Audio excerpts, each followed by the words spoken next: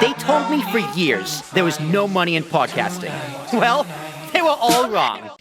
And then you, obviously being with the Wrestling Observer and working with Dave Meltzer now, you see the best and the worst of wrestling fans. So how would you describe wrestling fans? I see more of the worst than the best. Definitely. I see more of the worst than the best. Because the guys, the best don't respond, don't really reach out that often. Yeah. You know, like we got to know each other, right? Like we met at a show, I did your show, but like if you didn't do a podcast, right? The odds are we really wouldn't be talking.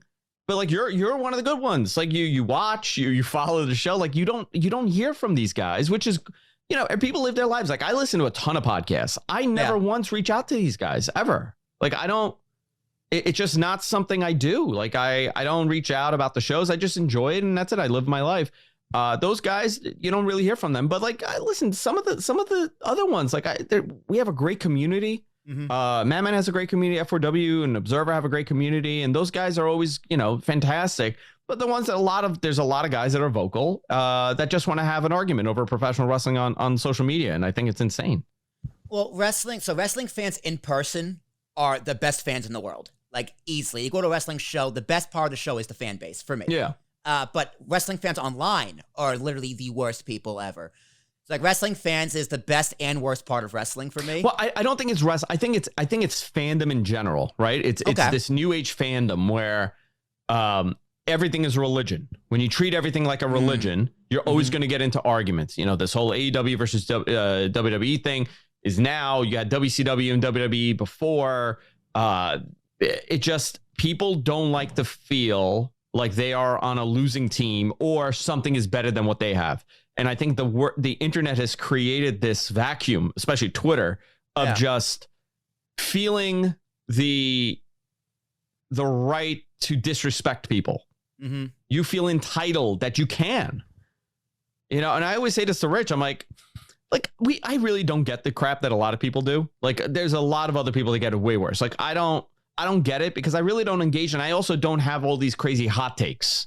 Right. You know, like I love wrestling. I'm not passionate enough to sit there and argue with people on the internet. I'm not at that level of fandom, but it's that way with everything. Politics, look what happened, you know, the last, you know, X amount of years. Political conversations are not civilized. You can't have a conversation. The pandemic, there was no gray. It was either you're on one side or the other, which is a terrible way of thinking. I don't subscribe to this belief where I have to be right. I subscribe to belief like, okay, well, if you think I'm wrong, tell me how. Teach me. Explain it to me, and maybe you'll change my mind. I'm okay with that. I'm okay with changing my mind on stuff. So I think fandom in general has changed, especially on social media. But professional wrestling fans, you know, it's an escape, and I think we all need it. We all need that escape for an hour or a couple hours a week to kind of get out of our minds and enjoy something. I mean, the favorite part of my week is every Wednesday night when I do King's Rings podcast live with Ricky and Kay Murphy. It's just so much fun. It's just 2-3 hours of just these two people who I love to death, and it's just so much fun. This just to talk shit and just talk about wrestling. It's the most mindless conversation. Sometimes we sidebar. We call it Sideberg. We Sideberg. Because I called we were talking about Goldberg. I went Sideberg, so we call it Sideberging. Off of just whatever. Like last week, we talked about the plastic and paper bag ban in New Jersey, which made me so pissed off. Yeah, it's in New York too. Yeah, New York too. From a while ago, but to your point about wrestling fans, Kenny Omega did this, I think today or yesterday. The best, like after WrestleMania Backlash, someone tweeted out like, you know, Roman couldn't last 5 minutes ring with Kenny Omega, and Kenny's just like, bro, he's a top guy. Like, yes, he could. He's like, that match would be incredible. And that's a dream match of mine. Are you kidding me? Talk about Forbidden Door. That's a match I want to see. But you do need more of that. You need more engagement. John Stewart said it best. It's not attack, it's engage. It's not attack, it's engage. Yes, you need more engagement for sure. I just also think that some people just, you know, sometimes it's not their fault. They just don't. Some people don't know how to articulate or have a discussion about things like this. Yeah. Like they just. The scariest part to me about Twitter and social media is that you kind of see how insane some people are, right? I had somebody told me this years ago, and they were like, somebody had an outburst on something. It was like a work person. And the person next to me turned around and goes, human beings could only just stay whole for like 12 hours. Once you pass that 12 hours, it's all hell breaks loose. Mm-hmm. You don't know. People become wild cards. You don't know what's going on with them. They could only keep it all in for like 12 hours. And I think we see that on social media. Social media, you could instantly, whatever terrible thought you have, you could post it. Yeah. And what's the consequence? Either nobody's going to read it, or some people are going to agree, or some people are going to disagree, but it doesn't really impact you because it's not real life. I think that's the problem. If you treated it like how you would act in real life, you wouldn't have 90% of these conversations. Right. No, definitely not. I mean, but that being said, with a podcast, a business, I run a podcasting business. Like, social media is the most important part of any business, especially my business. So, but you on social media, the Matt Men social media is just, breaking news or moments or whatever. How did you find a way to perfectly balance how to use social media correctly for, I guess, your own personal, as well as Matt Men?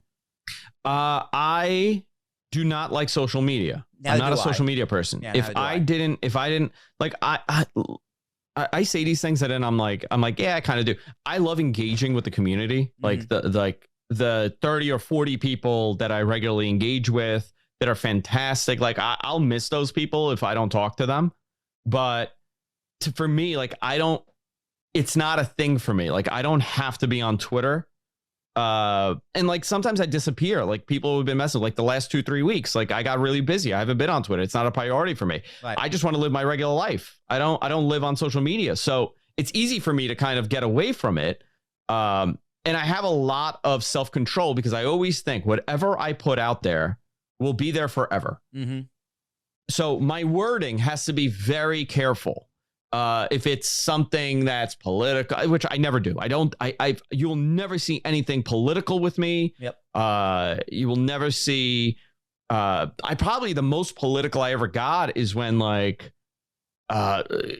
businesses were getting burnt down. And I was like, listen, there's a better way to do this. Right. That was it. That was like the depth of my political commentary during everything that was going on. So I stay away from it. I don't want to talk about it. I don't really get into arguments online. Like, dude, I'm not going to change your mind. I have no time in my life to change your mind on this subject.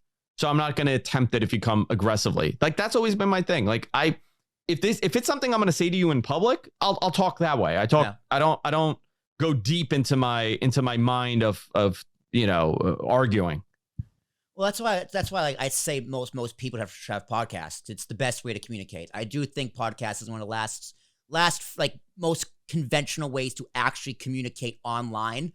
And especially the best way to engage with fans, like Mr. Fretz in the Kings of Rings community. He's a guy from Canada who found us on one of our live streams a few years ago. And now he has a podcast on the Wrestling Radio Network, and he's like one of my best friends online. That's amazing. And like, I had him on this podcast, and it was just, we talked for an hour, but him, Canada, wrestling, how he almost was a pastor. And that's like the coolest thing to do with one of your fans. Like, I remember meeting one of our other fans from Florida in New Orleans. Like, me and Ricky were on Bourbon Street, and he gets a DM from this girl who follows us. We partied with her on Bourbon Street. Like, that's the coolest thing to do with your fans. Like, if you have a fan base, get them on your podcast, because it's going to be the coolest thing ever. Yeah, man. I think podcasting is a little different for me. I've been a fan of radio my whole life. Yeah. So, and I was doing it. I never wanted to I never went into this like wanting to make money or make it into a career. My wife always said, like, you're making money now with this, but the bigger thing for the show is a stepping stone. Like GFQ, when I started Guys from Queens, she goes, and I'll never forget it. She's like, you're going to make money from this for sure. And I was, but she always saw it as a stepping stone to whatever is next. Mm-hmm. The Observer was next, obviously. Like that's I take great pride in being part of that group. Matt Men has blown up and become an institution with wrestling podcasts, and I take great pride in that because I have a fantastic co-host, and it makes it super easy. My consulting clients I picked up all due to the podcasting and technology and things like that. So everything is a stepping stone if you see it that way. But I never look at this as a business or a money thing. I always see this as, if I can make money with this, fantastic. But it's not. I'm not diving headfirst into this.